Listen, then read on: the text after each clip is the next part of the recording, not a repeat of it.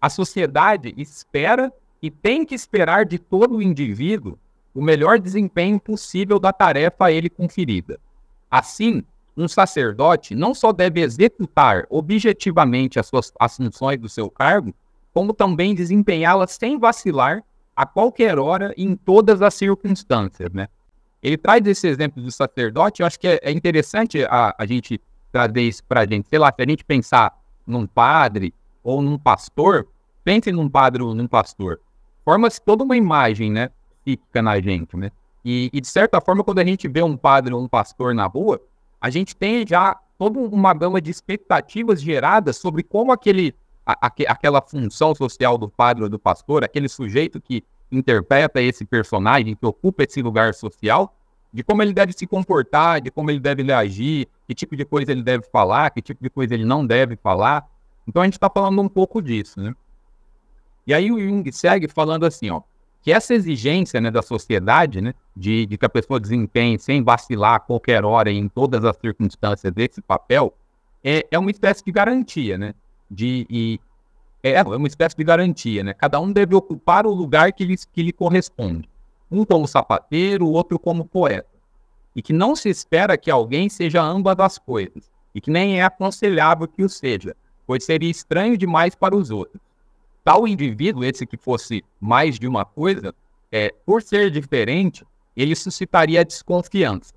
Em resumo, a suspeita de inconsistência e incompetência cairia sobre ele. Uma vez que a sociedade ela está certa de que só um sapateiro que não seja um poeta fará com perícia bons sapatos, né? Eu acho que a gente tem um pouco isso no senso comum hoje, quando a gente fala que quem faz tudo não faz nada direito, né? A gente tem um pouco desse pensamento coletivo, né, ainda enraizado no nosso meio social hoje, né? E aí o Jung vai explicar um pouquinho essa função da clareza social aí desse personagem, né, que a sociedade de alguma forma espera, né? E ele fala que a clareza da apresentação pessoal é algo que na prática é muito importante, pois a sociedade só reconhece o homem médio, isto é, aquele que tem só uma coisa na cabeça. Porque se tivesse duas, não realizaria um trabalho apreciável, seria demais. A nossa sociedade está orientada indubitavelmente para ideias dessa ordem. Não é de estranhar-se, portanto, que para se chegar a alguma coisa, se deva tomar em consideração tais exigências. O que ele está falando, né? Que a gente tem que não é de estranhar, então, que para a gente chegar a alguma coisa, a gente deva levar em consideração essas exigências, né? Para a gente conseguir algum grau de adaptação, a gente tem que um pouco ceder a isso, né?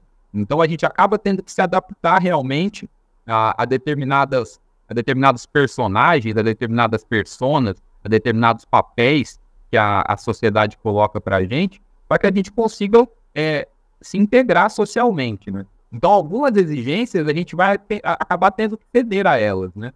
Para que a gente consiga essa inserção no mundo coletivo, né? E aí ele segue dizendo que é claro que como uma individualidade, ninguém pode adaptar-se por completo a essas expectativas, né? Não daria para a gente, com a totalidade da nossa personalidade, tentar se adaptar a isso, né? E aí a gente vai ter necessariamente